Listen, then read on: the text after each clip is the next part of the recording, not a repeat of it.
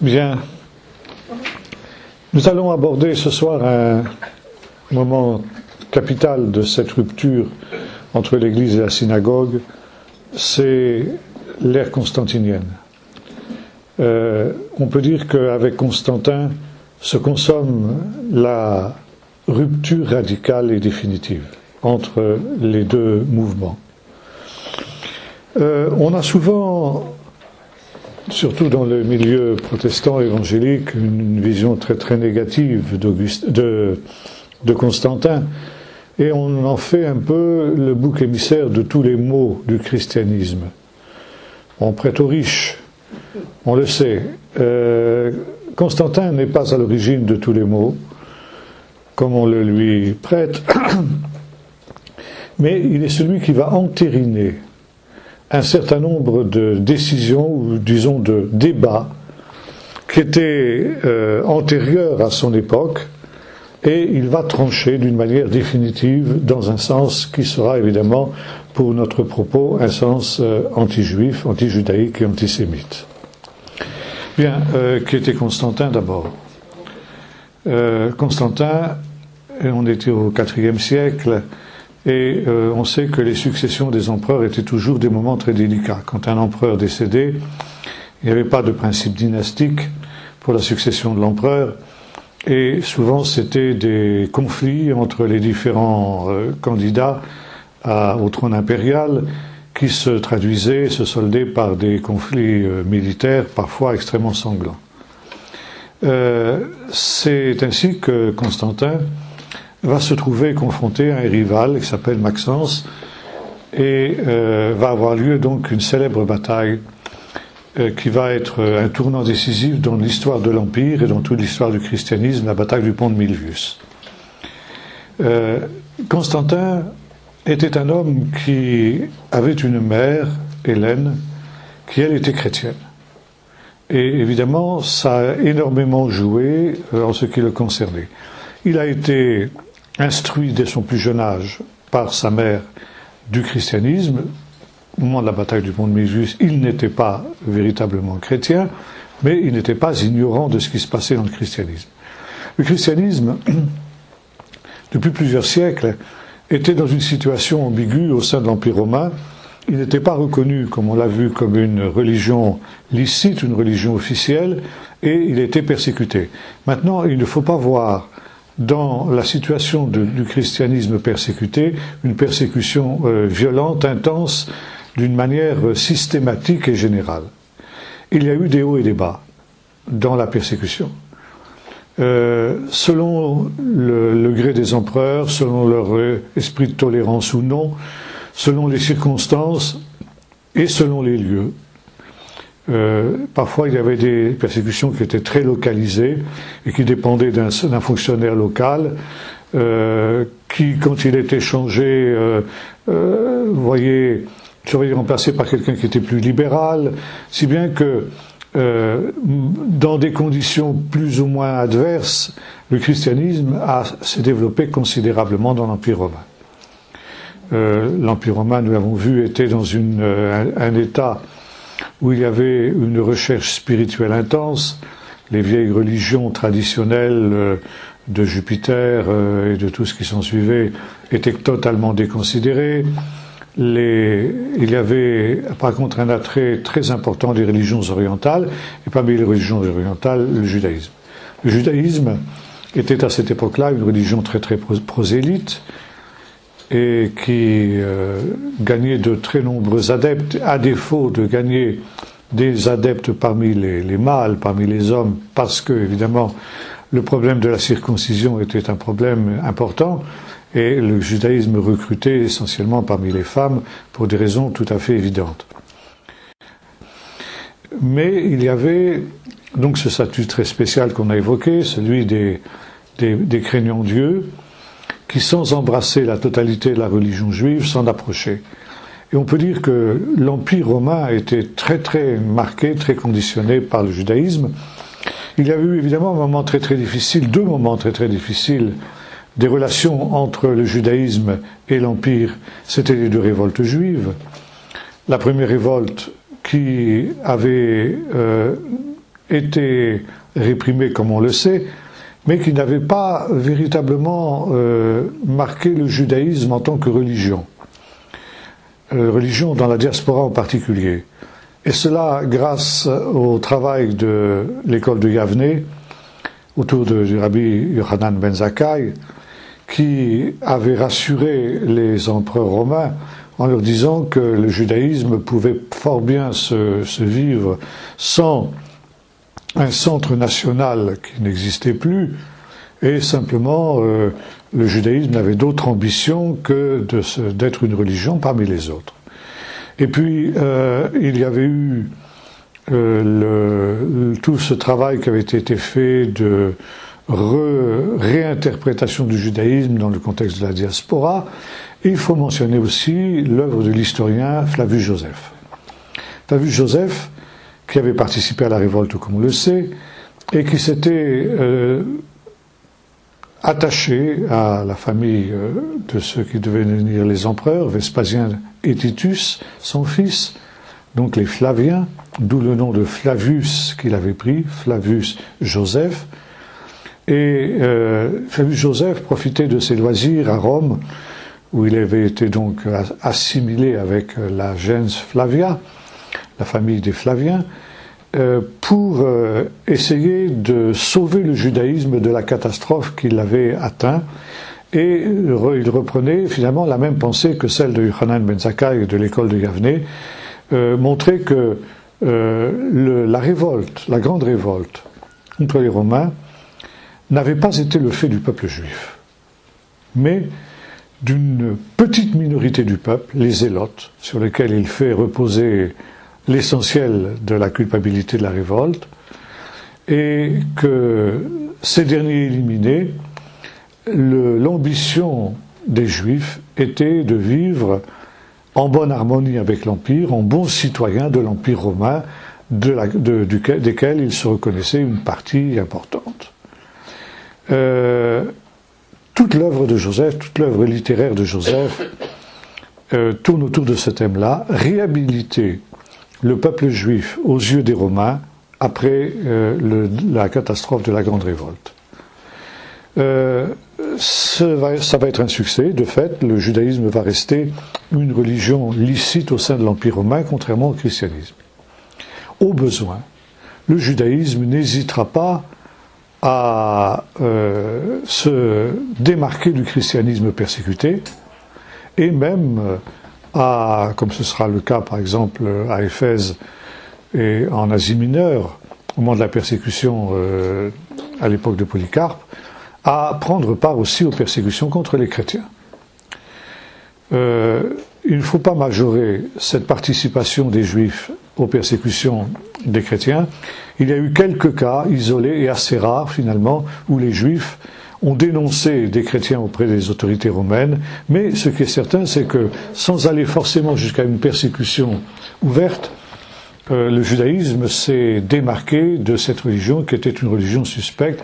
On était déjà suffisamment suspecte pour ne pas en rajouter en fréquentant les chrétiens.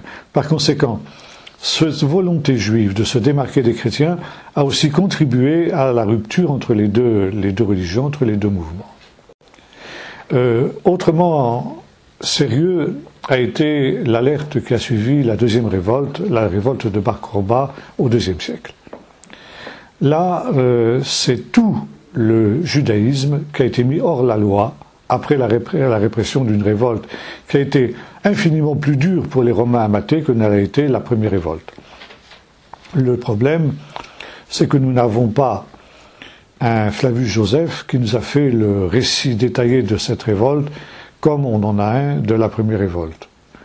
On a donc l'essentiel de nos sources sur le déroulement de la révolte par un historien latin qui est Diodore Cassius essentiellement, et par les sources juives qui font quelques allusions, mais pas d'une manière systématique. Mais il est certain qu'il y a eu là une volonté de mettre le judaïsme hors la loi après la répression de la révolte.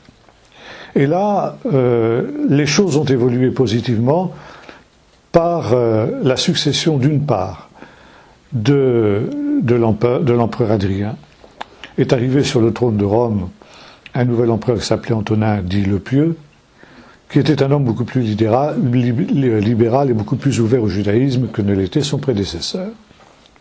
Et puis, Rabbi Akiva, qui avait été le chef spirituel de la révolte contre les Romains, a succédé Rabbi Yehuda Anassi, Judas le Prince, qui lui a compris que Rome était là pour durer, que c'est pas du jour au lendemain qu'on allait se débarrasser du joug de l'Empire romain et qu'il valait mieux composer avec l'Empire, si l'on voulait subsister. Et dès son arrivée à la tête du Sanhédrin, Rabbi Yehuda le Prince a pris contact avec Antonin le Pieux et a élaboré avec lui un modus vivendi. Ce modus vivendi qui est devenu ensuite la base des relations du judaïsme dans l'Empire romain avec les autorités de l'Empire. Il se trouvait que Antonin le Pieux était ouvert à une démarche de ce type-là, et Rabbi Yehuda le Prince tranchait lui aussi fondamentalement avec ses prédécesseurs, si bien que ces deux hommes étaient faits pour s'entendre, et de fait est née une collaboration extrêmement positive entre l'empereur et le chef du Sanhédrin. Et c'est ainsi que une nouvelle page de l'histoire du judaïsme a pu commencer. Cette page, évidemment, elle était indépendante du christianisme, lequel christianisme, lui, était resté évidemment une religion illicite avec ses alternances de haut et de bas dont j'ai parlé dans le domaine de la persécution. C'est très intéressant de noter que ce n'était pas forcément les empereurs les plus libéraux, les plus éclairés, les plus philosophes qui étaient les plus tolérants. C'était parfois au contraire ceux-là qui étaient les plus intolérants vis-à-vis du christianisme. Donc la politique de l'Empire romain était de s'opposer au christianisme, mais de collaborer avec le judaïsme. Là aussi, il y a eu une discrimination qui a été faite par les autorités romaines entre les deux religions, qui a contribué aussi à creuser le fossé entre les deux. Malgré cette opposition, le christianisme continuait à progresser au sein de l'Empire romain.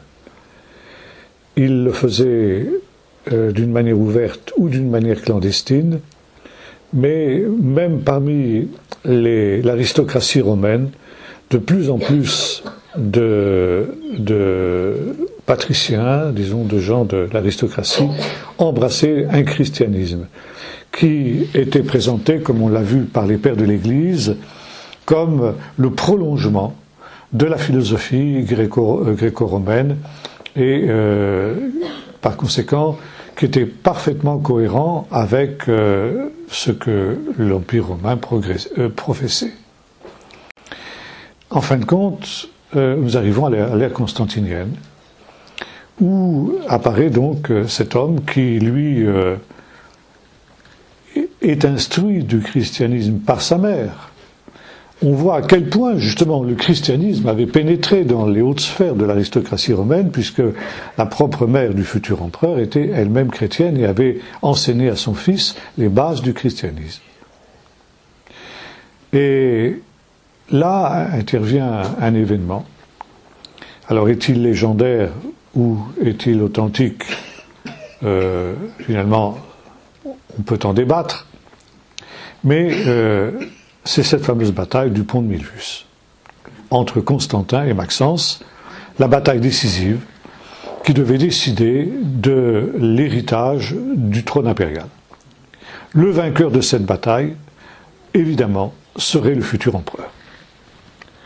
Et selon la tradition, d'aucuns diront la légende, Constantin, cette nuit-là, a fait un rêve. Jésus lui est apparu avec une croix. Et il lui a dit ceci: par ce signe, tu vaincras. Il lui a donné donc l'assurance de la victoire. À son réveil, avant de livrer bataille, Constantin s'est empressé d'ordonner à ses troupes de broder sur leurs drapeaux, sur leurs enseignes, une croix. Et c'est ainsi que les troupes de Constantin sont allées au combat. Conformément à la vision de l'impérator, du général Constantin, la victoire a été remportée par ce dernier. Et Constantin est devenu empereur.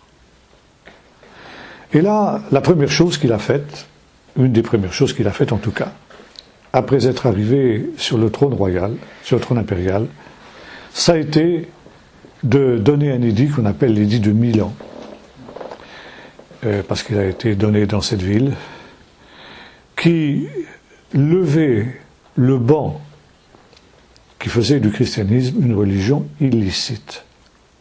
Par l'édit de Milan, le christianisme est devenu une religion officielle de l'Empire romain, une religion licite. Une religion qui ne supplantait pas les autres. Constantin permettait donc l'exercice de toutes les autres religions qui avaient été reconnues par ses prédécesseurs.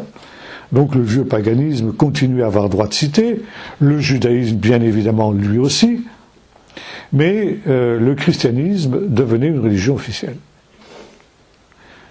Et non seulement il devenait une religion officielle, mais il devenait la religion dominante de l'Empire romain. Quelles sont les raisons profondes qui ont poussé l'empereur à cette décision? Était-ce parce qu'il avait été touché par la grâce et qu'il avait connu une conversion au christianisme sincère? Sûrement pas. Parce que Constantin lui-même ne s'est pas fait baptiser, si ce n'est sur son lit de mort. Donc, il est resté un peu au-dessus de la mêlée, si j'ose dire. Mais Constantin avait un énorme problème. L'Empire romain, de son temps, avait énormément grandi. C'était une véritable mosaïque de peuples, de langues, d'ethnies différentes. Et son problème, le problème des empereurs, c'était de maintenir la cohésion de cet empire. Et cet empire, non seulement il était composé, était fractionné en multiples entités, mais il y avait une autre fracture importante, c'était l'Est et l'Ouest. L'Occident avait été essentiellement marqué par une culture qui était la culture latine. On y parlait le latin. L'Orient, au contraire, était marqué par la Grèce et la langue officielle de la partie orientale de l'Empire, c'était le grec.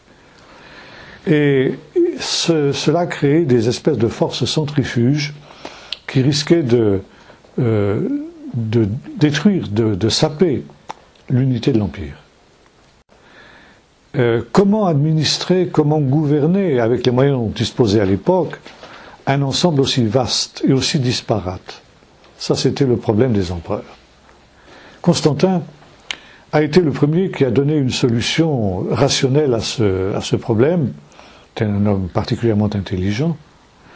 Et il a pris acte de cette division des deux parties de l'Empire. Et il a décidé que finalement l'Empire devait être bicéphale. Il a créé une nouvelle capitale, en dehors de Rome, qu'il a appelée Constantinople, de son nom, Constantinopolis, la ville de Constantin, sur le Bosphore, qui non seulement était une capitale qui supplantait Rome, mais qui en même temps était la capitale de la partie orientale de l'Empire. Rome restant la capitale de la partie occidentale de l'Empire. Et Constantin a nommé, on pourrait dire, des empereurs subalternes.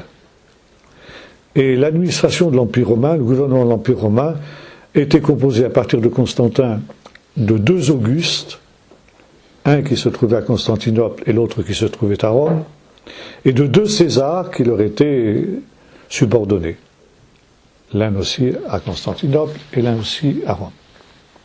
Ça, c'était sur le plan politico-administratif. Mais Constantin avait aussi réalisé qu'il y avait un besoin d'une unité culturelle et on pourrait même dire religieuse. Il n'y avait pas d'unité religieuse dans l'Empire. En principe, il y avait la religion officielle, qui était la vieille religion romaine qui avait été assaisonnée à la sauce grecque au moment où la Grèce avait été conquise. Mais c'était une évidence qui crevait les yeux que cette vieille religion, elle était totalement dévaluée et dévalorisée, et elle ne pouvait plus du tout servir de ciment culturel et religieux à l'Empire romain. Et Constantin était à la recherche d'un nouveau ciment de cette unité. Et son trait de génie, ça a été de comprendre que le christianisme, en plein essor, pouvait devenir ce ciment-là. Et loin de considérations spirituelles ou de considérations religieuses, les motivations de Constantin, en donnant l'édit de Milan, étaient essentiellement politiques. Faire du christianisme la religion qui succédait à la vieille religion romaine comme ciment de l'Empire romain tout entier. Et c'est ainsi que le christianisme est devenu non seulement une religion licite parmi les autres, mais elle est devenue la religion officielle de l'Empire romain. Et bien sûr, Constantin lui-même a voulu avoir un droit de regard sur cette religion-là. Et logiquement, les empereurs, parmi les titres qui étaient les leurs, portaient le titre de Pontifex Maximus. Ça veut dire grand prêtre de la religion de Jupiter, notamment. Bien. Dans la mesure où cette religion disparaissait, en tout cas de ce qui était officiel dans l'Empire romain, et que le christianisme lui succédait, eh bien, Constantin a rétabli à l'intérieur du christianisme la fonction de Pontifex Maximus qu'il s'est attribuée à lui-même. Ça veut dire que toutes les décisions capitales qui devaient être prises par l'Assemblée des évêques, à cette époque-là, le gouvernement de l'Église était entre les mains des évêques, et notamment de 5 grands patriarcats qui représentaient l'autorité suprême dans le christianisme qui était encore une religion non officielle. Mais ces 5 patriarcats vont être officialisés par Constantin. Le premier de ces patriarcats, c'est Rome, bien sûr. Le deuxième, c'est Jérusalem, ou Jérusalem avant Rome peut-être quand même. Disons Jérusalem, Rome, Alexandrie, Antioche et Constantinople, le 5e qui va être établi par Constantin. Ces 5 patriarcats, en principe, sont à égalité. Les évêques qui sont à la tête de ces patriarcats ont le titre de patriarche, ça veut dire qu'ils ont une fonction d'autorité sur tous les autres évêques qui appartiennent à ces patriarcats-là. Et c'est eux qui constituent l'instance d'appel en cas de conflit, en cas de litige, etc. Et enfin, bien que ces 5 patriarcats soient à égalité en principe, l'autorité suprême est entre les mains du Pontifex Maximus, c'est-à-dire de Constantin lui-même. Et là apparaît pour la première fois ce que l'on va qualifier par la suite de césaropapisme, c'est-à-dire la collusion entre le trône et l'autel. L'Église obtient sa liberté. Et ça, c'est une grande victoire. Il faut la saluer comme telle. Mais cette victoire, elle a un prix. C'est que l'Église accepte de s'inféoder à l'Empire. Elle accepte de s'inféoder au pouvoir politique. C'est l'alliance du trône et du goupillon, avec toutes les conséquences à la fois positives et négatives que cela aura. Car il y aura aussi des conséquences positives, nous en parlerons dans un instant. Mais c'est une situation tout à fait nouvelle pour l'Église. Les évêques qui étaient persécutés et qui venait il y a peu de subir encore une terrible persécution, notamment celle de la dernière grande persécution qui avait marqué l'histoire de l'Église, qui était la persécution de Dioclétien. Ces évêques qui étaient pourchassés, qui étaient traqués, qui étaient mis à mort, emprisonnés, etc., soudain deviennent des personnages officiels. Ils ont mis à leur disposition par l'empereur de splendides demeures, ils ont des serviteurs, ils ont des costumes chatoyants, etc. Enfin bref, ils sont éblouis. Et en même temps, il y a une séduction qui naît. L'Église persécutée était une Église qui était motivée. Mais à partir du moment où elle devient officielle, où elle est libéralisée, eh bien, il y a un phénomène qui se produit. C'est que, comme elle est maintenant l'Église officielle, la religion officielle, beaucoup vont s'y joindre. Déjà, beaucoup le faisaient, mais ils le faisaient par conviction religieuse, par conviction spirituelle profonde. Mais là, nous allons avoir des adhésions à l'Église, n'appelons pas ça des conversions, mais des adhésions qui vont être motivées par d'autres raisons que par des raisons proprement spirituelles. Si on veut être bien vu des autorités romaines, si l'on veut faire carrière dans la société, ou dans l'armée, ou dans quelque autre domaine, dans l'administration, on a intérêt à devenir chrétien, puisque le christianisme, maintenant, est la religion officielle de l'Empire. Et c'est ainsi qu'on assiste à une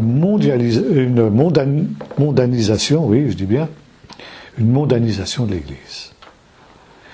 Et ce faisant, une perte de la substance spirituelle.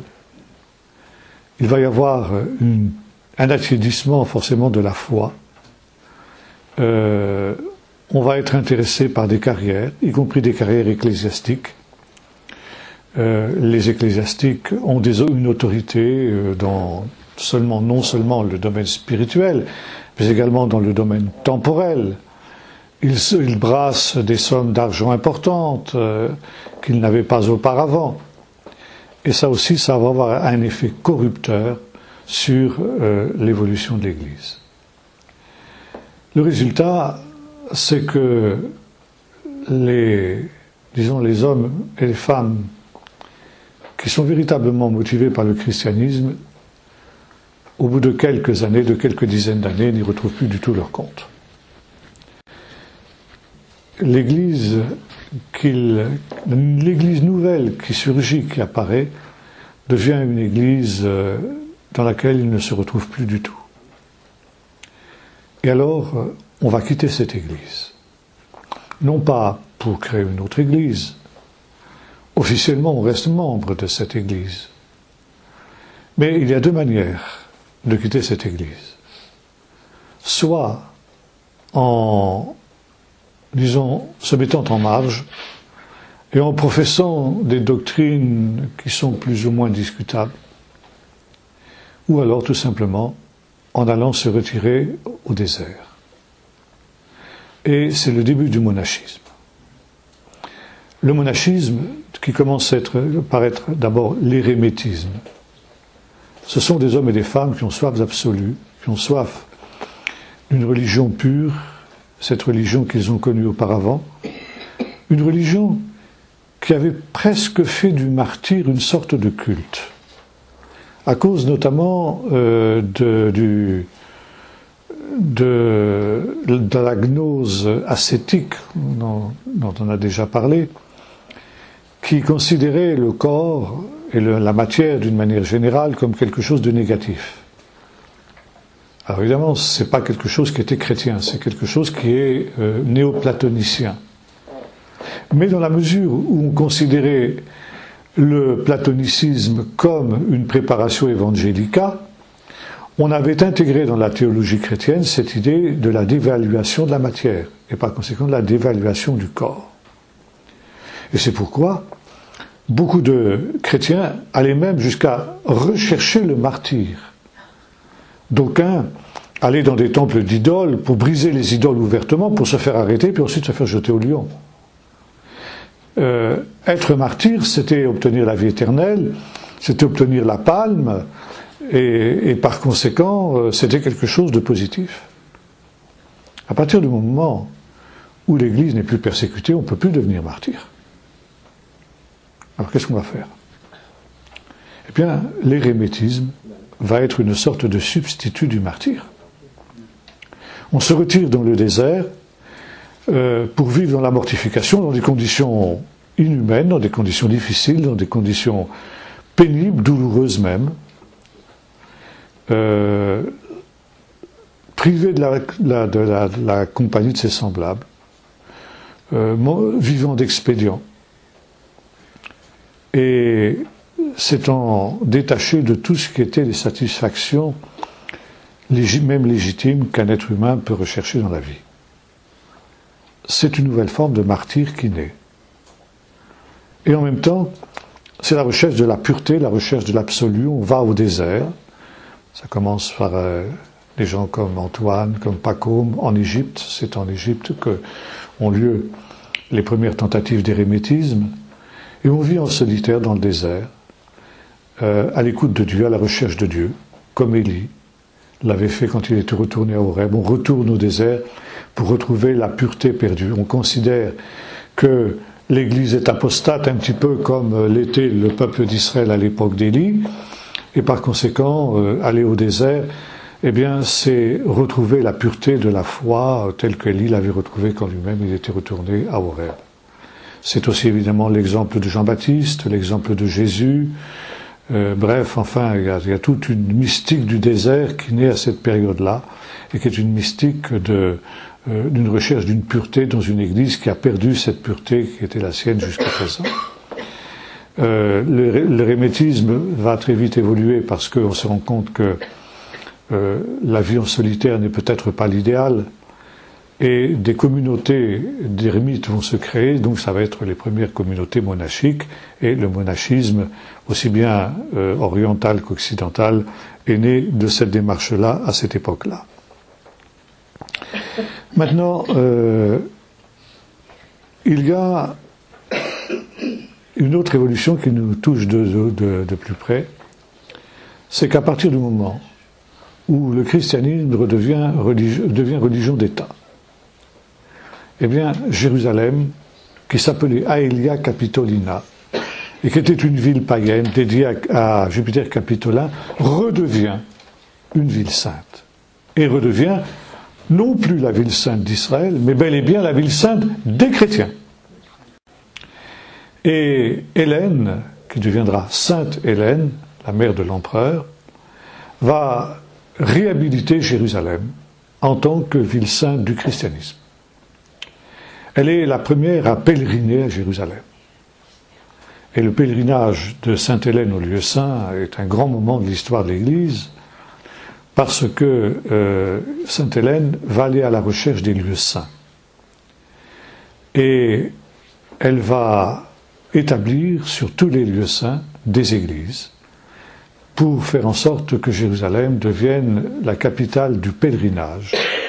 Et sur les traces d'Hélène, de nombreux pèlerins vont se mettre en route vers Jérusalem pour y rechercher le souvenir, la présence de Dieu, etc., etc. J'anticipe un peu. À la mort de Constantin, un empereur païen lui succède, Julien, qui lui va revenir à la vieille tradition païenne. Il va abolir le christianisme, il va faire du christianisme à nouveau une religion illicite. Et c'est la raison pour laquelle on appelle cet homme Julien l'apostat. C'était un philosophe grec, enfin il était un but de philosophie en tout cas, et il avait une de telle haine du christianisme qu'il va se rapprocher du peuple d'Israël. Et Jérusalem, qui était en passe de devenir la ville sainte des chrétiens, va redevenir sous Julien la ville sainte des Juifs. Julien, non pas par amour pour le peuple d'Israël, mais par haine du christianisme, et qui a fort bien réalisé qu'il y a un fossé devenu infranchissable entre les deux religions, va favoriser le judaïsme au détriment du christianisme. Et il va même aller jusqu'à permettre la reconstruction du temple. Ça soulève évidemment un formidable enthousiasme chez les Juifs qui font des offrandes pour acheter des matériaux, pour reconstruire le temple. Et les travaux de reconstruction du temple commencent. Le temple commence à être reconstruit. Et malheureusement pour le peuple d'Israël, heureusement pour les chrétiens, pourrait-on dire, Julien va être tué dans une expédition contre les Parthes. Lui succède Justinien, qui lui redevient chrétien et revient sur les bases qui ont été celles de Constantin. Et non seulement il va redonner au christianisme ses lettres de noblesse, mais également il va créer une nouvelle Jérusalem, une nouvelle capitale chrétienne. Si Rome et Constantinople sont les deux capitales politiques de l'Empire, Jérusalem va devenir la capitale spirituelle de l'Empire, qu'on commence à appeler à cette époque-là l'Empire byzantin. Byzance étant le nom de Constantinople. Et notamment, sur l'emplacement du Golgotha qu'a identifié Hélène au moment de son pèlerinage, il va faire construire une superbe basilique qui deviendra la mère de toutes les églises, en quelque sorte, qu'il appelle l'Anastasis, c'est-à-dire l'église de la résurrection, que les latins appellent l'église du Saint-Sépulcre. Vous voyez la différence de perspective, hein, là aussi. Pour les Grecs, jusqu'à aujourd'hui, elle reste l'Anastasis, c'est-à-dire l'église de la résurrection. Par contre, il s'agit d'humilier le judaïsme autant que faire se peut. Alors, il va construire tout un ensemble d'églises à Jérusalem, une autre église aussi très splendide, l'église s'appelle la Néa, qui se trouve au sud de la ville. Jérusalem est construite autour d'une voie centrale qui la traverse, qui s'appelle le Cardo, qu'on a retrouvé dans les fouilles archéologiques. Et c'est une ville qui va connaître une de ces périodes de plus grande splendeur qu'elle ait jamais connue, là, jusqu'à peu près jusqu'à la conquête arabe. Mais il s'agit d'humilier le judaïsme. Il reprend exactement le contraire de ce qu'a fait son prédécesseur Julien, qui a voulu humilier le christianisme et pour cela donc mettre en honneur le judaïsme. Et pour maintenant mettre en honneur le christianisme, il faut faire l'inverse, il faut humilier le judaïsme. Les travaux de reconstruction du temple sont rasés sur ordre de l'empereur, et puis à la place on en fait un dépôt d'immondices. Le lieu très saint devient un dépôt d'immondices pour montrer que le judaïsme est une religion totalement dépassée, totalement hors de la perspective que l'on doit avoir, et c'est une religion que l'on doit rejeter, que l'on doit haïr et que l'on doit mépriser. Ça, c'est ce que Constantin avait enseigné. Les Juifs sont haïssables et un chrétien ne peut pas faire autre chose que de haïr les Juifs s'il veut être un bon chrétien. En tant que Pontifex Maximus, c'est voilà ce qu'enseignait Constantin. Justinien va reprendre cette idée. Le problème, c'est qu'on ne peut pas encore employer la solution d'Hitler. On n'en a pas les moyens. On est obligé de composer avec l'existence du judaïsme. Le judaïsme existe dans l'Empire. Mais Justinien va faire un statut spécial pour les Juifs, qu'on appelle pour cette raison le Code de Justinien. On accepte l'existence des Juifs au sein de l'Empire romain, parce qu'on ne peut pas faire autrement. On sait bien qu'ils n'ont pas le moins du monde l'intention de se convertir au christianisme, donc on va être obligé de les tolérer tels qu'ils sont. mais on va le faire, on va les mettre dans une situation de citoyens de seconde zone. Et le Code justinien comprend de nombreuses humiliations faites aux Juifs. L'obligation de porter un vêtement spécial qui les distingue, l'interdiction d'avoir accès à toutes les fonctions publiques, l'interdiction de monter à cheval, l'obligation de laisser le passage à un chrétien quand il le croise dans la rue, de s'effacer devant un chrétien, l'interdiction de témoigner dans un procès.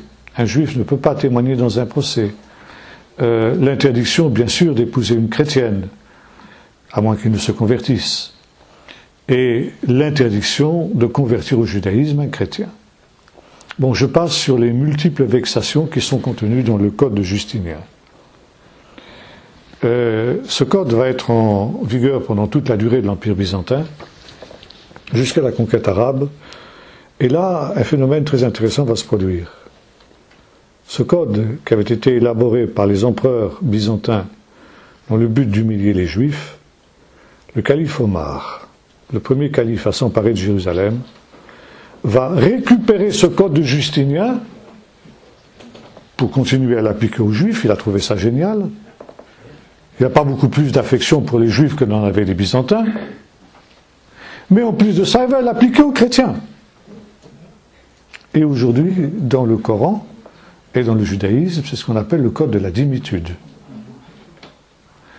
Juifs et chrétiens sont des dhimmis, ça veut dire des citoyens de seconde zone. Dhimmi, en arabe, ça veut dire soumis. Soumis à l'islam, bien entendu. Et le code de la dhimitude du calife Omar, c'est tout simplement le code de Justinien qui a été récupéré et retourné contre ses promoteurs. C'est assez juste d'ailleurs, justice qui joue par là, n'est-ce pas? Les chrétiens aussi vont être soumis à ce code qu'ils avaient élaboré pour les juifs. À quoi les choses tiennent-elles, on le voit. Alors ici, c'est non seulement, avec Constantin, je reviens un peu en arrière, c'est non seulement l'Église qui se mondanise, mais elle va se paganiser. Il y a ce double processus. C'est la conséquence de l'alliance entre le trône et l'autel. Et ce qui est aussi tout à fait nouveau dans cette affaire-là, c'est que citoyenneté romaine et appartenance au christianisme se confondent.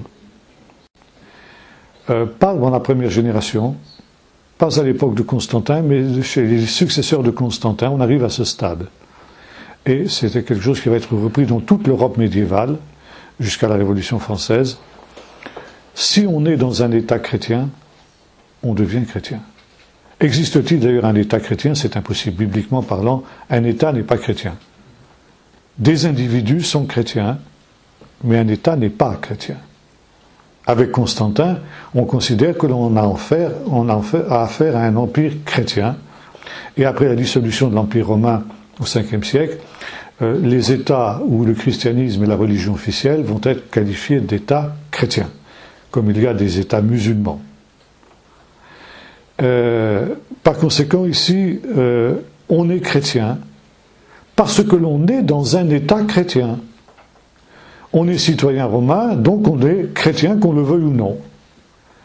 Et le baptême donné à l'enfant concrétise cette double appartenance. Parce qu'on est dans un État chrétien, on devient soi-même chrétien. Il faut dire qu'à cette période-là, il y a une autre forme de dissidence qui naît. Ce sont les sectes hérétiques. Et les sectes hérétiques, elles sont assez nombreuses. C'est pas une nouveauté. Il y en avait dès l'époque des Actes des Apôtres, des groupements hérétiques. Mais un des groupes hérétiques les plus dangereux à l'époque de Constantin, c'est l'arianisme.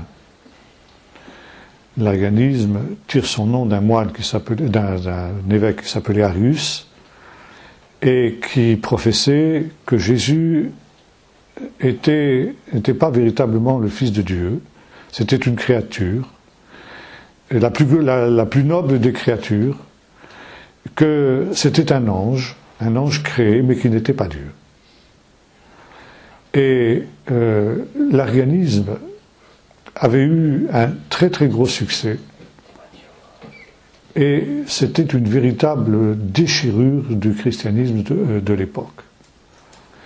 Et quand Constantin va arriver sur le trône, il va se trouver confronté avec cette hérésie arienne. D'autres hérésies aussi, mais l'hérésie arienne en particulier.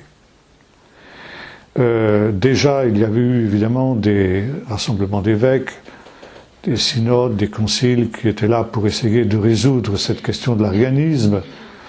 Le champion de l'orthodoxie était un évêque qui s'appelait Athanase, qui avait été absolument intransigeant sur la divinité de Jésus.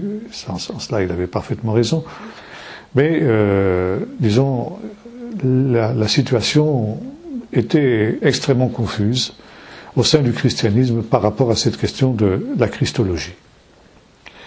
Et ça ne fait pas du tout l'affaire de Constantin. Pour lui, le christianisme doit être un ciment d'unité, on l'a vu. Or, il se trouve qu'il est désuni. Il découvre, quand il se tourne vers le christianisme, que le christianisme est désuni entre l'orthodoxie et l'arianisme. Alors, réellement, ça ne peut pas durer. Qu'est-ce qu'il va faire Constantin? Eh bien, il va convoquer le premier concile œcuménique de l'histoire, le fameux concile de Nicée-Constantinople, dont le but essentiel est de résoudre la question de l'arianisme, la question de la divinité de Jésus, la nature de Jésus, donc la christologie. Il est à noter que l'essentiel des évêques qui sont rassemblés dans ce concile sont des évêques orientaux. Il y avait en tout et pour tout 2 évêques latins. Et il n'y avait aucun évêque juif. Et le concile de Nicée va avoir pour fonction essentielle de résoudre la question de l'arianisme, mais pas seulement la question de l'arianisme, toutes les autres questions qui étaient en suspens dans le christianisme de cette époque. Et là, il va y avoir des débats extrêmement houleux sur un mot que l'on va introduire dans la formule de reconnaissance de Jésus, le mot en grec homoiousos, d'une même nature, d'une même substance. Comment est-ce qu'on peut traduire ça, Michel? Homoiousos, c'est ça? Oui. Hein? Même nature, une même substance. Jésus est d'une homoiousos au Père, ça veut dire il est d'une même substance, d'une même nature que le Père, ça veut dire d'une essence divine. Pleinement Dieu et pleinement homme. Et le concile va buter sur ce mot. Ça, c'est le mot qui fait problème. Et finalement, qui va trancher la question? L'empereur. C'est l'empereur qui préside le concile, en tant que Pontifex Maximus, qui va imposer le terme homoiousos. Il va donc être élaborée la fameuse la foi nicéenne, la déclaration de foi de Nicée, qui est encore la déclaration de pratiquement toutes les églises chrétiennes aujourd'hui. Alors, on peut la discuter en disant, mais c'est le fait de l'empereur. Non, c'est pas le fait de l'empereur. Il a tranché. Mais c'est pas lui qui a élaboré cette idée-là. Et la formule de Nicée, disons le symbole de Nicée, est l'élaboration la meilleure qui ait jamais été réalisée, qui ait jamais été formulée de la véritable foi orthodoxe. Et il est à noter que ce symbole de Nicée, il reprend des idées juives. Bien qu'il n'y ait pas eu d'évêques juifs ou de représentants du judaïsme ou de la partie juive du christianisme à Nicée, ce sont des idées juives qui vont inspirer les pères qui vont élaborer la formule de Nicée, y compris le fameux mot homoiousos. Seulement, ces idées juives, elles vont être exprimées au travers de concepts grecs. Ça fait rien. Et c'est pourquoi nous pouvons nous retrouver parfaitement dans la formule de Nicée. Et là, c'est très intéressant parce que si j'ai parlé des Ariens, il y a une autre, d'autres formes d'hérésie. Nous avons vu qu'il y a toujours eu, dans l'Église ancienne, en tout cas jusqu'au IVe siècle, justement jusqu'à Constantin, il y a eu une minorité qui était une minorité de judéo-chrétiens. Et à partir du IIe siècle, cette minorité judéo-chrétienne est marginalisée par rapport à la Grande Église. La Grande Église les rejette, les pères de l'Église qui sont antisémites les rejettent parce que trop juifs. Vous vous rendez compte ? Ils prient en hébreu, ils ont leur culte en hébreu, ils gardent le Shabbat, ils ont des choses comme ça, mais c'est horrible. Pas faire des choses pareilles quand on est un vrai chrétien, n'est-ce pas ? Alors il y a une mise à l'écart de ces gens-là. Et au sein de cette minorité judéo-chrétienne, il va y avoir aussi une division. Et cette division, elle porte aussi sur la question de la divinité de Jésus. Toute une partie des judéo-chrétiens va rejoindre, ou plutôt va devancer, parce qu'Arius viendra plus tard, mais il va inspirer Arius, et déclarer que Jésus n'est pas véritablement d'essence divine et de nature divine. Il est un prophète, le plus grand des prophètes, et en tant que tel, il est le Messie, mais il est un simple homme. Et ces gens-là vont prendre le nom de Ébionites.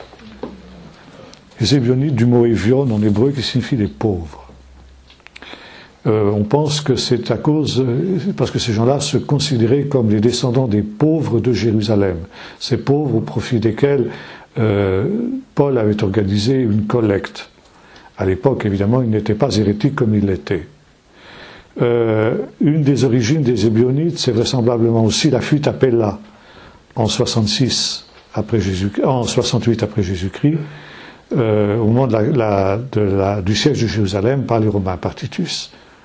Et là, pendant quelque temps, il va y avoir une évolution, une séparation justement de ce groupe de Pella entre ceux qui vont rester fidèles à une foi orthodoxe et ceux qui vont avoir une foi hérétique et qui vont prendre le nom d'Ébionites. Il y a un groupe un peu semblable aussi qu'on appelle les Elkassites, du nom de leur fondateur, qui finalement rejoint grosso modo l'idée des Ébionites. Les Ébionites sont non seulement des gens qui nient la divinité de Jésus, mais qui sont aussi ultra-judaïsants. Et en même temps, ils vont rejeter la grande Église, et ils rejettent l'apôtre Paul. Paul n'est pas inspiré, Paul n'est pas un apôtre de Jésus, c'est un faux apôtre, c'est un faux prophète, c'est un homme qu'il voue aux gémonies, parce que justement, il s'est ouvert aux païens. Et ces gens-là sont des gens qui reviennent sur le décret apostolique, ils rejettent le décret apostolique, il n'y a de véritable christianisme, encore ils n'appellent pas ça le christianisme, il n'y a de véritable foi en Jésus que la leur. Et c'est seulement les Juifs et ceux qui deviennent Juifs par la circoncision qui sont véritablement des disciples de Jésus, tels que eux en tout cas le conçoivent. Bien entendu, la grande Église va rejeter les Ébionites, mais elle va rejeter aussi la partie des judaïsants qui est restée orthodoxe, et qui sont, qu'on avait appelés pour cette raison, les Nazaréens, ça on en a déjà parlé. Et les Nazaréens, eh bien, ces groupes-là, on les retrouve à Nicée. À Nicée, le sort des Ébionites est vite réglé, puisqu'on vient de régler le compte d'Arius, automatiquement, ils sont dans la même charrette. Mais se pose le problème des Nazaréens. Or, les Nazaréens, ils ont le Nouveau Testament en hébreu, ils prient en hébreu, ils font leur culte en hébreu. Alors ça interdit. Tout ce qui touche au judaïsme est interdit. Par Constantin lui-même. Encore une fois, il faut haïr les Juifs. Là, Constantin est véritablement l'héritier de tout cet antisémitisme classique qui était celui des Gréco-Romains. Et Constantin va aussi abolir toute pratique juive. Un chrétien ne peut absolument pas avoir une pratique juive. On a vu qu'il y avait le problème du Shabbat et du dimanche qui était en suspens à cette époque-là. Là aussi, Constantin tranche. C'est pas lui qui a institué le dimanche, mais disons, il a tranché. Il a dit, c'est le dimanche et interdit de célébrer quoi que ce soit pour ce qui est du samedi, du Shabbat juif. C'est une hérésie abominable que de respecter le Shabbat. Même chose de respecter les fêtes juives. La fameuse querelle des 4 décuments dont nous avons parlé ensemble la dernière fois, c'est-à-dire la question de la date de Pâques, elle est tranchée aussi à Nicée. C'est évidemment la pratique latine qui est privilégiée. Et tout ce qui de loin ou de près ressemble à une pratique juive est interdit par l'empereur et par la religion officielle. Résultat, les Nazaréens sont éliminés. C'est l'élimination de toute l'aile juive du christianisme. Et les judéo-chrétiens disparaissent avec Constantin. Ou du moins, non, ils ne disparaissent pas véritablement totalement. Ils vont continuer à subsister dans une résistance héroïque et surhumaine, pourrait-on dire. On en trouve des traces jusqu'au IXe siècle dans la région d'Alep, après quoi ils disparaissent entièrement. Par conséquent, ici, il y a cette disparition de la partie du christianisme. Et maintenant, dernier point, comment le judaïsme vit-il cette évolution-là ? Commence à partir de là une véritable persécution du judaïsme en tant que tel, en tout cas parce qu'on pose les bases de ce que sera ensuite le code justinien dont nous avons parlé. Et les premières mesures anti-juives, sur le plan des vexations, sur le plan civique, etc., vont se manifester à cette période-là. Et le judaïsme considère que cette fois-ci, le christianisme est devenu une religion totalement étrangère, qui n'a plus rien à voir avec le judaïsme. La rupture est totale, la rupture est radicale. Constantin est celui qui consacre cette rupture qui était latente, mais là, elle est consommée d'une manière radicale et d'une manière définitive. Et le judaïsme considère que le christianisme est la religion d'Édom, d'Ésaü, le frère de Jacob. Une religion idolâtre, une religion païenne, une religion qui est certes sortie du judaïsme, mais qui n'a plus rien à voir avec le judaïsme. Et jusqu'à aujourd'hui, c'est la manière dont la plupart des rabbins considèrent le christianisme. Ça, on le doit quand même ici à Constantin. Et on considère une chose très intéressante, c'est que avant que le Messie ne vienne, avant que la rédemption vienne, il faudra que ce qu'on appelle la minute en hébreu, c'est-à-dire le christianisme, gagne le monde entier. Et ce n'est qu'à ce moment-là que viendra le Messie, et le Messie réconciliera les deux frères ennemis, Ésaü et Jacob. C'est quand même une perspective, voyez-vous, le judaïsme a quand même une perspective positive des relations avec le christianisme, même si il y a, à partir de ce moment-là, un antagonisme et un rejet total du christianisme, mais qui n'est que la réponse du berger à la bergère, puisque à Nicée, le judaïsme et le judéo-christianisme ont été totalement rejetés également. Alors, faut-il considérer le constantinisme comme quelque chose d'entièrement négatif? Non, pas entièrement. Il a quand même donné à l'Église la liberté, et ça c'est quand même quelque chose d'important, c'est quand même quelque chose de positif. Qui sait, s'il n'y avait pas eu cet édit de Milan, qui sait si le christianisme aurait pu subsister? Deuxièmement, en faisant cette alliance entre le trône et l'autel, cette alliance qui a des conséquences extrêmement négatives, et là c'est un protestant qui parle, alors que dans le protestantisme on a une vision très très négative de Constantin, ma vision est beaucoup plus mitigée que cela. Le constantinisme a permis la pérennité du christianisme en Occident. Parce que tous les États qui sont nés de la dislocation de l'Empire romain après les invasions barbares sont restés, et notamment en Occident, fidèles au césaropapisme et au constantinisme. Alors il y a eu toutes les conséquences négatives de l'alliance entre le trône et l'autel, du glaive et du goupillon. Mais en tout cas, ça a permis la pérennité du christianisme. Ça a permis au christianisme de subsister. Et finalement, même si on avait un christianisme qui était souvent mondanisé, voire paganisé, comme on l'a dit tout à l'heure, il y avait cette possibilité pour ceux qui cherchaient Dieu véritablement de le trouver. Et ça, c'est quand même quelque chose que l'on doit à Constantin, c'est quelque chose de positif qu'on lui doit. C'est bien que le bilan de Constantin, il est mitigé. On ne peut pas le porter au nu, on ne peut pas non plus le condamner entièrement. Comme c'est souvent le cas, il y a des ombres et des lumières, comme dans chaque être humain, il y a des ombres et des lumières. Voilà ce que je voulais dire ce soir au sujet de l'ère constantinienne. Bien, on peut avoir un temps de questions. Je ne sais pas si c'est une question ou une réflexion. À propos du fait que Constantin a permis la pérennisation du christianisme, quand on voit des pays où tout était interdit, comme en Chine ou à d'autres endroits, absolument. On se rend compte qu'il y a quand même toujours eu un reste, mais qui restait consacré. Donc est-ce qu'on a besoin d'un Constantin pour que ça reste pérenne? Oui, d'une certaine manière, il a fallu ça parce que les institutions ont été marquées par le christianisme. Et ce faisant, donc, ça a permis toujours une renaissance, une permanence de ce reste dont tu parles, et une renaissance à toutes les époques de ce reste-là. Mais, par exemple, des pays qui ne sont pas chrétiens de souche, par exemple, je sais pas, moi prenons par exemple des pays comme l'Inde, qui sont marqués par une religion autre que l'hindouisme, etc. Ne parlons pas des pays musulmans où c'est carrément interdit. Mais le christianisme ne peut pas se développer de la même manière, n'a pas la même influence, et il est quand même une minorité qui est toujours sur la défensive. Donc là, c'est quand même quelque chose qui a été très positif, que cette manière de faire du christianisme une religion d'État, une religion qui a inspiré les institutions des États.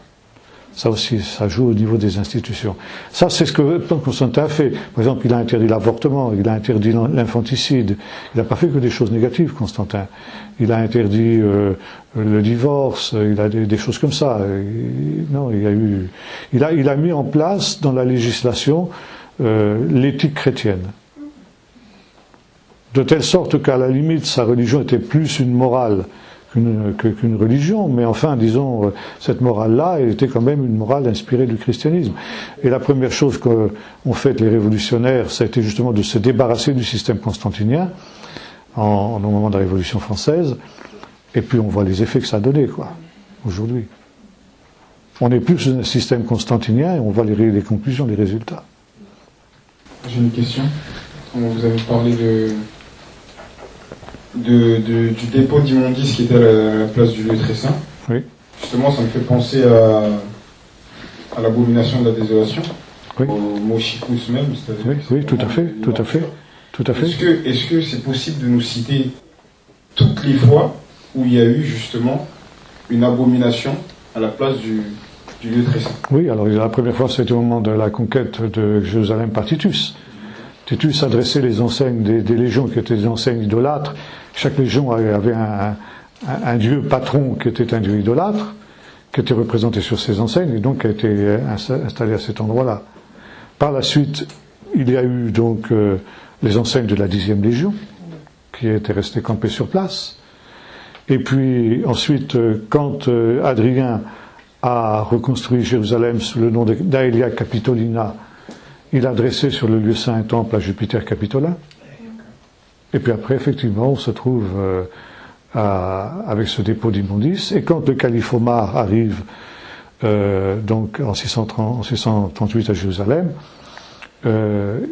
il fait débarrasser ce dépôt d'immondices et il va faire construire la fameuse mosquée, ou plutôt le dôme de la Roche, qui lui est une déclaration antichristique.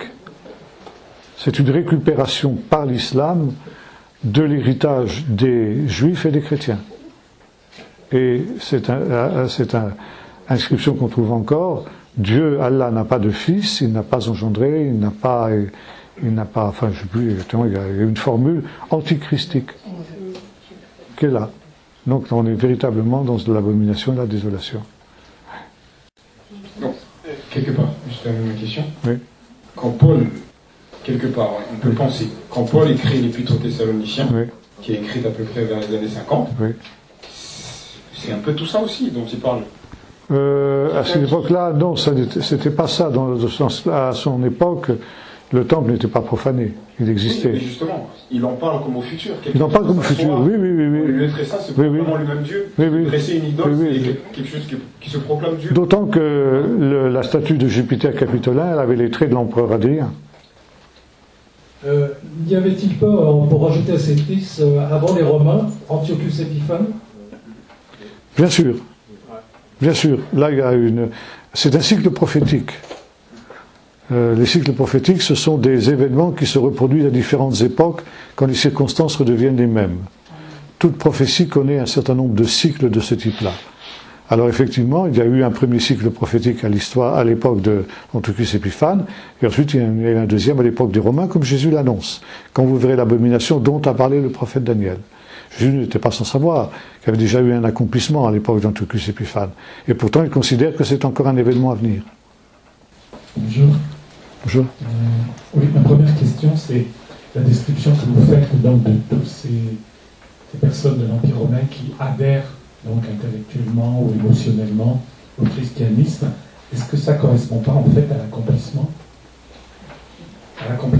de la parole prophétique de Jésus qui parlait de livrer que l'ennemi allait semer dans son champ et que cette livrée, en fait, cette adhésion qui n'a rien à voir avec une conversion, pas directement, je pense pas. Une livrée au milieu du bon grain. Et c'est depuis cette époque-là que... Non, je ne pense pas. Ça, c'est une interprétation qu'on doit à Saint Augustin, mais je ne pense pas qu'elle soit exacte. Dans la mesure où Jésus dit le champ, c'est le monde. Le champ, c'est pas l'Église. C'est le monde. Ça va beaucoup plus loin que l'Église. Et c'est un Saint Augustin qui a considéré, parce que lui, il était constantinien, justement, on en parlera la prochaine fois de Saint Augustin, il considérait que l'Église, il était quand même conscient, il n'était pas idiot, il était conscient qu'il y avait des vrais chrétiens et des faux chrétiens dans l'Église, et il a donné l'interprétation que vous donnez là, en disant le diable est venu semer l'ivraie, mais justement, il ne faut surtout pas toucher à l'ivraie, il ne faut surtout pas purifier l'Église comme d'aucuns le demandaient de son temps, parce qu'on risquerait d'arracher le bon grain aussi. Et finalement, ça a été un peu... cette interprétation, on la retrouve dans toutes les églises multitudinistes qui entendent faire coexister le bon grain et l'ivraie, justement, en leur sein, quoi. Oui, mais finalement, la livrée, elle est prise dans l'onde. C'est simplement... Ah ben, l'ivraie, c'est les méchants qui sont dans le monde. Non, mais livrée... Selon Jésus, pour Jésus... dans le monde, mais qui garde une apparence. Non, pour Jésus, l'ivraie, c'est les méchants qui sont dans le monde. Le champ, c'est le monde. C'est clair. Oui, c'est pas, il paraît que ça ressemble au bon grain. Au début, ouais. Au début, ça peut ressembler au bon grain, oui, mais vous savez, attention, il faut faire attention à des paraboles. On ne peut pas faire coïncider chaque détail d'une parabole. C'est pas le but de Jésus. Une parabole, ça a une pointe. Ça, c'est ce que nous enseignait le professeur Flusser. Ça veut dire ça a un but. Et le but de Jésus dans la parabole du bon grain et l'ivraie, c'est la question suivante. Comment se fait-il que Jésus le Messie ne purifie pas le monde de tous les scandales, de tous les méchants qui le corrompent? C'est ça. Et donc Jésus répond à cette question-là, c'est tout. Alors il ne faut pas faire dire à la parabole plus ce qu'elle dit. On ne peut pas prendre en compte, pas plus que par exemple la parabole des vierges, on dira la lampe, les lampes. L'huile, c'est quoi? C'est pas dit. Alors n'essayons pas de donner une explication à l'huile. Jésus n'en donne pas. Simplement, il dit elles sont prêtes et les autres ne sont pas prêtes. C'est tout. Même chose, on dit mais l'épouse là-dedans, qui est l'épouse? C'est les vierges, puisque les vierges sont l'Église. Qu'est-ce que l'épouse vient faire là-dedans? Mais c'est pas important ça. Là, c'est un autre problème. Jésus ne traite pas de cette question-là. Ça, c'est notre déformation d'occidentaux qui voulons tout rationaliser et qui voulons tout comprendre. Alors non, je ne pense pas que là ce soit exact. Bon, c'est une interprétation. Et une deuxième question. Oui, il y a aussi donc des chrétiens, je crois, est-ce que c'est à ce moment-là que aussi des chrétiens ont continué à fréquenter, des chrétiens non juifs, à fréquenter quand même des synagogues? Ah oui. Ah ben oui. D'où l'intervention de Chrysostome, qui était devenu évêque de Constantinople, dans ses huit sermons contre les Juifs, et qui en fait étaient des sermons contre les judaïsants. Et c'est après Constantin, ça? C'est à l'époque de Constantin. Donc ça a continué un certain temps. Oui. Constantin l'avait nommé, lui, Chrysostome, qui était évêque de, je ne sais plus quelle ville auparavant, mais il a été nommé évêque de Constantinople sur l'ordre de Constantin. Et il a fait la politique de Constantin de lutter contre les judaïsants, contre les juifs et contre les judéo-chrétiens. Et dernier point, quand les rabbins, j'entends les rabbins des fois faire des enseignements, et c'est vrai que l'Occident, c'est, comme vous l'avez dit, Édom, pour eux. Hein. Oui. Et quand ils décrivent Édom, en fait, on a l'impression que c'est un peu ce christianisme constantinisé, quand ils en parlent un peu. Ah ben oui, parce qu'ils le voient à travers de Constantin, c'est sûr. Ils ne le voient que sous la forme de ces chrétiens Bien sûr. qui ont adhéré intellectuellement ou émotionnellement. Ils ne voient pas du tout l'Église cachée, le reste dont parle. Alors, je ne pense pas que ce soit aussi tranché que ce que vous dites, parce que les rabbins sont bien conscients qu'il y a des chrétiens sincères quand même. Tout le monde n'est pas un hypocrite, tout le monde n'est pas... Mais l'Église chrétienne, il la voit effectivement au travers du système constantinien, ça c'est sûr. La rupture franche entre judaïsme et christianisme est-elle donc le fait de l'oppression des Juifs durant l'ère constantinienne, ou plus d'ordre dogmatique avec l'émergence de la christologie suite au site de Nicée? Non, je ne pense pas que la christologie a été un problème majeur. Ça, c'était des débats internes au christianisme dont les Juifs se désintéressaient finalement. Mais non, ce qui a heurté les Juifs, c'était le fait qu'ils ont été mis au banc de l'Empire, quoi. Ça revient à ça. Ils ont été considérés, et ça a été le cas ensuite dans toute l'Europe médiévale. Le statut des citoyens de second ordre juifs découle aussi du code Justinien, d'une certaine manière, qui a été adopté par tous les pays dits chrétiens. Sur le plan purement exégétique, par quelle, j'ai envie de dire gymnastique, mais par quelle gymnastique on arrive au fait que le christianisme soit Édom? D'abord parce que le christianisme est quand même sorti du judaïsme. Ça veut dire on est d'un ancêtre commun. Et de la même manière qu'Ésaü et Jacob étaient des frères ennemis, de la même manière le christianisme et le judaïsme sont des frères ennemis.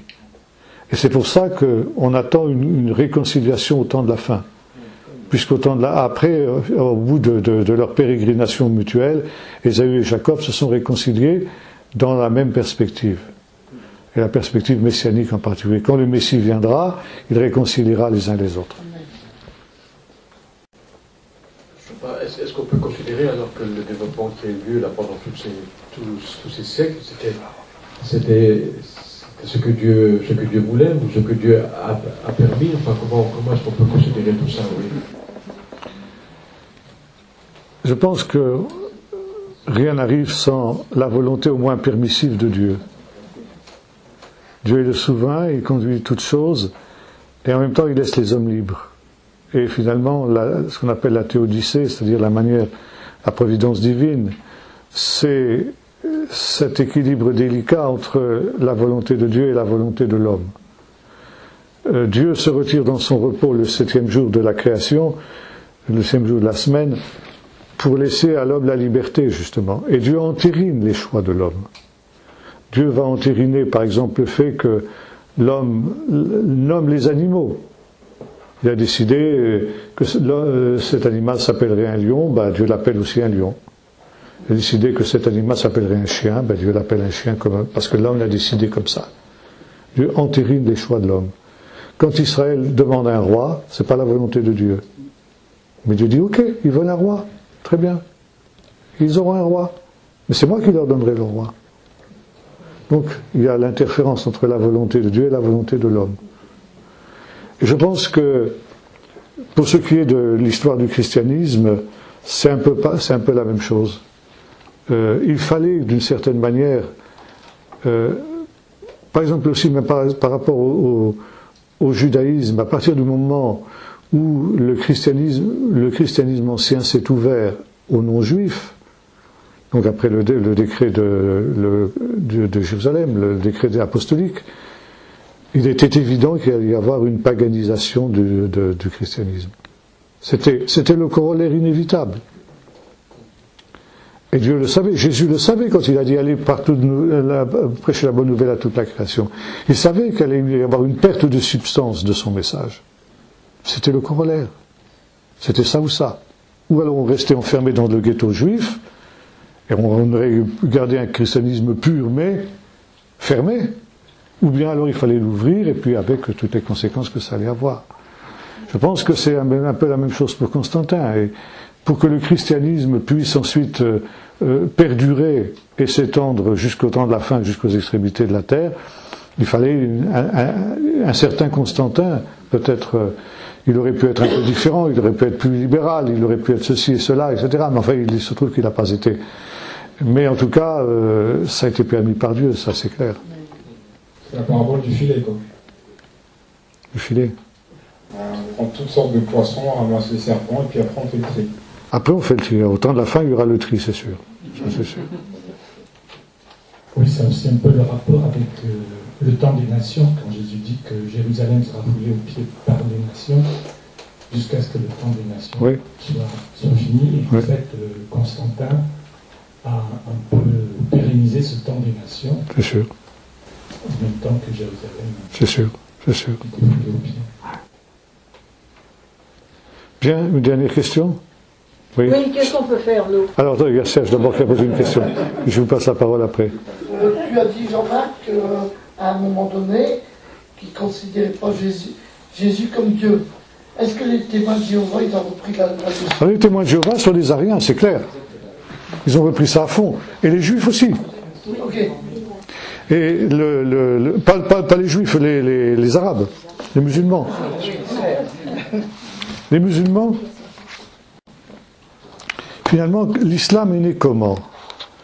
Il est né dans les oasis d'Arabie, Médine et la Mecque. Et quand le christianisme constantinien s'est développé dans l'Empire, il s'est mis à persécuter tous ceux qui n'étaient pas de son avis. Après, il y a eu d'autres conciles, il y a eu les 7 conciles, etc., qui ont aussi provoqué des nouvelles cassures dans les églises. Et on appelait le christianisme orthodoxe le christianisme melkite, du mot meler, qui signifie le roi. Donc le christianisme tel que les empereurs le professaient. C'était le christianisme officiel.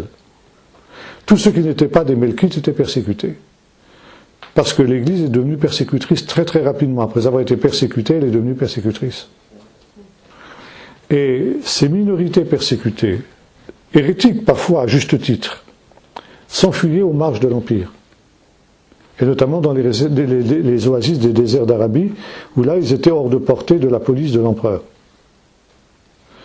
Et on a trouvé donc dans toutes ces régions-là, dans tous ces oasis-là, des Ariens, des Docètes, des gens de toutes les sectes qui étaient nées à cette époque-là.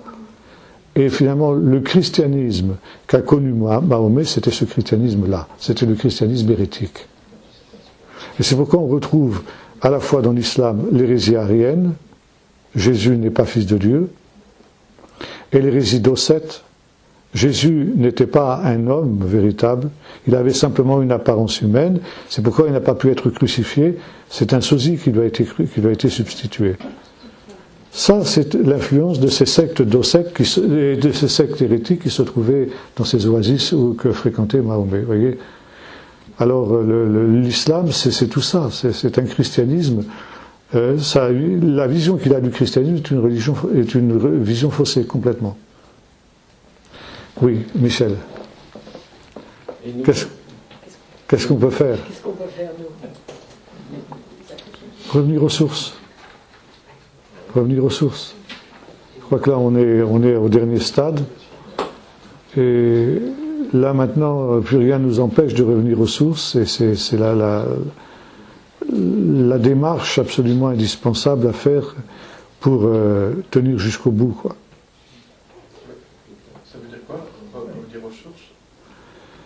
Mais ça veut dire se défaire de toutes les traditions qui ont été élaborées, de toute cette paganisation et de toute ce fatras de traditions qui sont issues du christianisme et qui sont introduites dans le christianisme, du paganisme qui sont introduites dans le christianisme, revenir à la tradition d'Israël, se couper de cette philosophie gréco-romaine qui a été à la base de ce christianisme constantinien, pour revenir à l'olivier d'Israël, se rebrancher, se regreffer sur l'olivier d'Israël.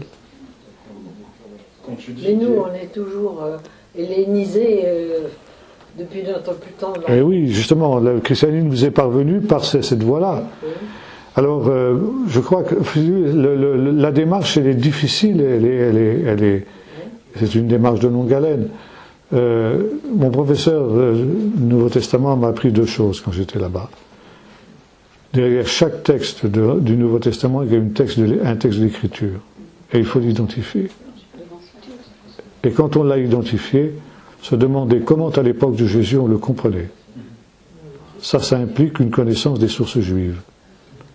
Et par conséquent, il y a une relecture à faire du Nouveau Testament à la lumière des sources du judaïsme, pour essayer justement d'en comprendre la signification profonde. Et, par exemple, tout à l'heure on citait la parabole là, de bon grain et de l'ivraie. Bon, voilà une parabole qui nous est parvenue par la tradition de saint Augustin, qui voyait l'église de multitude, l'empire de Constantin. Bon, manifestement, c'est pas ça. Mais on est tellement imprégné par cette idée-là qu'on considère qu'elle est biblique. Même chose pour les mauvais vignerons, la parabole des mauvais vignerons. On considère que les mauvais vignerons, c'est le peuple d'Israël qui a été rejeté et remplacé par l'Église. Ça, on doit ça aussi à Origène, cette explication-là. C'est Origène qui l'a élaborée pour la première fois, et il nous est parvenu comme ça. Et je lisais encore dernièrement un commentaire qui reprenait ça. Parce qu'on est tellement habitué qu'on dit, ben c'est comme ça, c'est biblique. Mais écoute, le corps et l'âme, on est encore... Le dualisme, c'est le dualisme néoplatonicien. Oui. Mais oui, mais bien sûr. Bien il y a sûr. une âme immortelle. Voilà, l'ascétisme des moines dont on parlait tout à l'heure, voilà des choses sur lesquelles il faut revenir.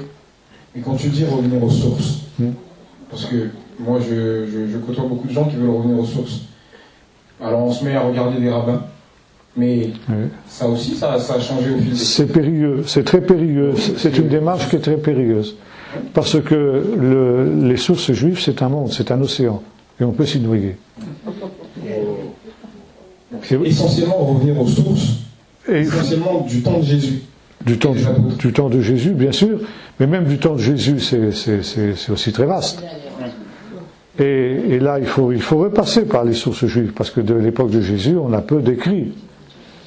Les seuls écrits qu'on ait de l'époque de Jésus, c'est le Nouveau Testament, pratiquement. La Mishnah, c'est un siècle plus tard. Alors, ou alors il y a les apocryphes, c'est tout. Maintenant, on a les textes de Qumran, ça aide. Mais il y a tout un travail extrêmement périlleux et délicat à faire. Il faut tomber ni dans un excès ni dans un autre. Il faut se couper de la tradition gréco-romaine, mais il ne faut pas non plus judaïser. Alors l'équilibre, c'est la corde raide. Vraiment. Le Nouveau Testament, c'est un baromètre. Ah, le Nouveau Testament, c'est un baromètre, oui. Oui, le Nouveau Testament, c'est un baromètre. Merci. Oui, dernière question alors. Oui, un des moyens, je trouve, moi, c'est quand même d'avoir des contacts avec des juifs messianiques et de lire des livres aussi venant de juifs messianiques. Ça dépend desquels. Oui, on en connaît quand même, comme Ruben Berger, comme Yves Frater, comme d'autres. Ceux-là, ils sont valables, mais tout le monde n'est pas valable. Il faut faire très attention, parce que vous avez des gens qui sont devenus des Ariens, qui sont des Ébionites aujourd'hui. Oui, mais c'est pareil pour les livres écrits par des chrétiens. On doit discerner aussi dans les livres écrits bien sûr, par des chrétiens. Bien sûr, bien sûr. De la même manière. Bien sûr. Ils apportent quelque chose de nouveau quand même. C'est sûr, c'est sûr. Et ils remettent en cause un peu des traductions. Alors, ce qui est positif avec l'apparition du mouvement messianique, c'est qu'on a pour la première fois depuis Constantin, justement, on a la renaissance d'une église juive, une église judéo-chrétienne. Alors, elle a ses failles, elle a ses ombres, elle a ses lumières, comme avait d'ailleurs l'église de cette époque-là, si on parle des Ébionites et des Nazaréens. Mais c'est vrai que cette existence-là, c'est quelque chose de positif. Cette renaissance, c'est quelque chose de très positif, quelque chose qui doit être encouragé, mais on ne peut pas non plus les suivre aveuglément, quoi. C'est ça que je voulais dire. Bien, on va en rester là pour ce soir. J'avais une petite remarque que j'avais ratée la dernière fois de Johanna de Tel Aviv, quand on a parlé de Abracadabra, qui disait que ça venait de l'hébreu. Elle avait donné la signification, mais je ne l'avais pas vue. Donc là, elle vient de me la redonner. Ça vient donc du verbe parler et créer. Il dit, et cela fut créé. Abracadabra. Non? Non, je ne vois pas. Non, t'es pas d'accord, Jean-Marc, elle dit que... Ben, je ne suis pas d'accord, mais je vois pas la relation, quoi. Non. Bara et Davar. Bara Davar. C'est pas Abracadabra. Oui, mais c'est... Bon, pardon, je vais quand même vous le donner parce que oui, d'accord. la dernière fois, D'accord. je l'ai demandé à la commission. D'accord.